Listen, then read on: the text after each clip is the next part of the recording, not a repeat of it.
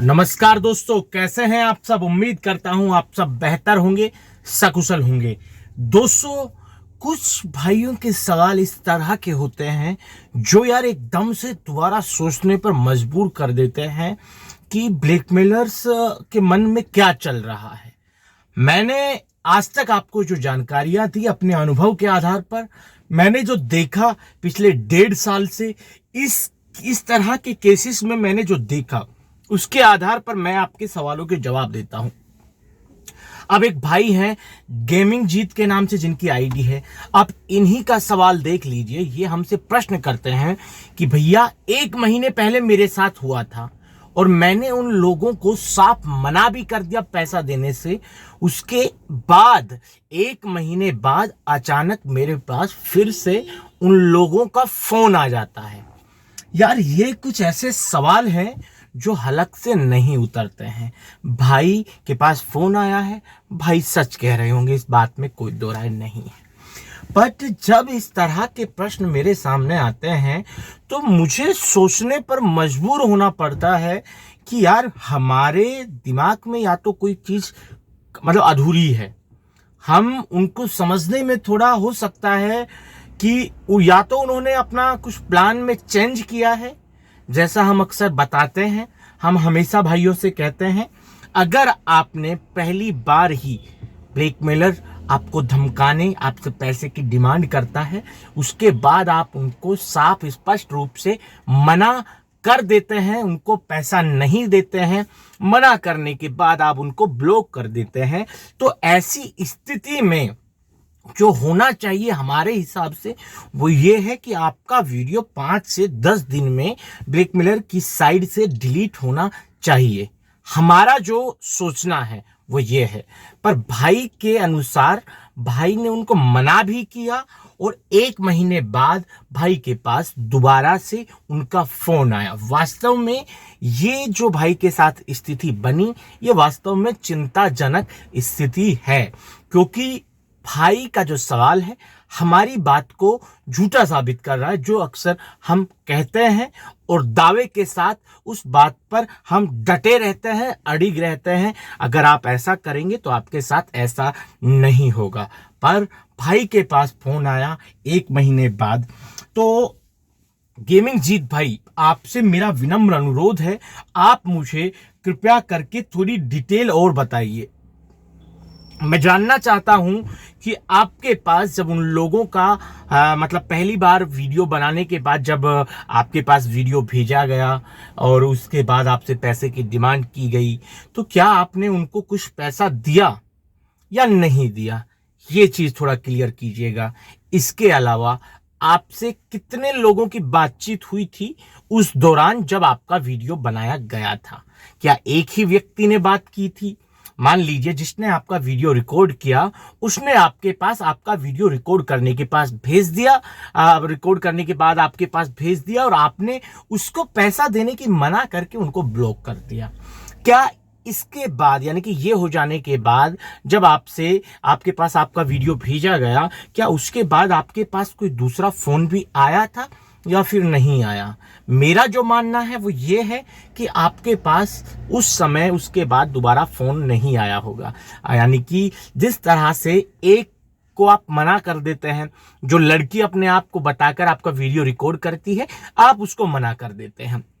ऐसी स्थिति में दूसरा फोन आपके पास या तो आता है साइबर क्राइम की तरफ से, और या फिर आता है यूट्यूब वाले की तरफ से जो संजय सिंह के नाम से आता है। ऐसे फोन के आपके पास उस समय आए थे। मेरा जो मानना यही है, मेरा जो आइडिया है कि उस समय उन लोगों ने आपसे, सिर्फ एक ही व्यक्ति ने जो लड़की बन के आपसे पहली बार आपका वीडियो आपके पास भेजा था, उसी ने आपसे बात की होगी। ठीक है, उसके बाद या तो हो सकता है कि वो लोग, यार क्या बताऊं, थोड़ा अलग है ये प्रश्न। मेरे दावों को ये फेल कर रहा है भाई। ठीक है, तो आप जब तक अपनी डिटेल मुझे थोड़ी प्रोवाइड नहीं करवाएंगे ये सब चीजों की, कि जब आपके साथ ये हादसा हुआ था उस समय कितने दिन तक वो लोग आपसे फोन करते रहे? क्या एक ही दिन में एक ही बार आपके पास उन्होंने फोन किया, या फिर एक ही दिन फोन आया उन लोगों का आपके पास जितने भी फोन किए हो उन्हें? उसके बाद या फिर आपके पास 3 4 5 दिन तक लगातार उन लोगों के फोन आए थे, क्योंकि ऐसा बहुत कम। आपका प्रश्न अपने आप में एक अपवाद है। अपवाद का अर्थ होता है बहुत कम, यानी कि 1 लाख 2 लाख में कोई एक आध किस्सा, उसको हम कहते हैं अपवाद स्वरूप, उसको हम मानकर चलते हैं। क्योंकि अगर मान लीजिए आपके पास उस समय 3 4 दिन तक वो लोग अपना समय खपाते और आप उनको पैसा नहीं देते, उसके बाद वो लोग चले जाते, तो उसके बाद 1 महीने बाद लौट कर आना ऐसे व्यक्ति के पास जिसने पैसा दिया ही नहीं, ये तो असंभव सा लगता है। इसलिए आप ये डिटेल थोड़ी हमें प्रोवाइड करवाइए कि क्या आपने उनको कुछ पैसा दिया था या फिर आपने उनसे कोई करार मुकर्रर किया था कि आप इतनी तारीख को उनको पैसा देने वाले हैं। ठीक है, अगर आपने मान लो उनको पैसा नहीं दिया था और ना ही आपने करार मुकर्रर किया और इसके बाद भी आपके पास 1 महीने बाद फोन आता है, तो वास्तव में आपका सवाल बाकी लोगों से बिल्कुल हटकर है। तो इसका जवाब तो मैं आपसे यही दूंगा कि 1 महीने बाद भी आपके पास वो फोन करते हैं, तो आपका स्टैंड वही होना चाहिए जो 1 महीने पहले था, कि आप उनको 1 भी रुपया नहीं देंगे। हो सकता है उन लोगों के पास आपका वीडियो नहीं हो, वो सिर्फ टेस्टिंग के लिए आपके पास मैसेज कर रहे हो, फोन कर रहे हो, आपको डराने के लिए। कई बार ये होता है कि जो वो टोलियां हैं, उनके पास जब पैसा खत्म हो जाता है, कोई मुर्गी नई नहीं फंस पाती है, तो ऐसे में वो कोशिश करते हैं पुराने जो नंबर उनके पास हैं उनको वो बैल करते हैं और उनको वीडियो होने का अपने पास दावा करते हैं, जो उनका झूठा होता है। उनके पास आपका वीडियो नहीं होता है, फिर भी आपके पास वो फोन कर देते हैं, क्योंकि आपके नंबर या तो उन्होंने किसी रजिस्टर में नोट कर रखे होंगे या फिर अपनी मोबाइल हिस्ट्री में किसी नाम से, टारगेट के नाम से ऐड कर रखे होंगे। उन्हें लगा कि साला पैसा नहीं है, चलो पुरानी मतलब कोई धुन सुन लेते हैं, इसीलिए आपके पास उन्होंने फोन कर दिया हो। तो इसमें दोनों चांसेस हैं। पहला चांसेस ये भी है कि मतलब जहां तक मेरा आइडिया वो यही है, 90% 90% मेरा ये मानना है आपके केस में कि जो ब्लैकमेलर ने 1 महीने बाद पलटकर आपको दोबारा से फोन किया, आपके स्पष्ट रूप से मना कर देने के बाद भी, इसके पीछे का कारण यही था कि वो लोग सिर्फ आपसे पैसा एक बार चेक कर रहे थे कि मिलता है कि नहीं मिलता है, आजमा लेते हैं। पर आपका वीडियो उनके पास नहीं होगा, क्योंकि अगर वीडियो होता तो फोन करने से पहले आपके पास आपका वो वीडियो भेजते, जिससे आपके मन में एक डर पैदा होता और जिसे देखकर आप हिल जाते और आप उनको पैसा देने के बारे में सोच सकते थे कि जो व्यक्ति 1 महीने तक वीडियो को रख सकता है वो वीडियो के साथ कुछ भी कर सकता है। पर मुझे नहीं लगता कि उन लोगों ने आपके पास पहले वीडियो आपका भेजा होगा, उसके बाद फोन किया होगा।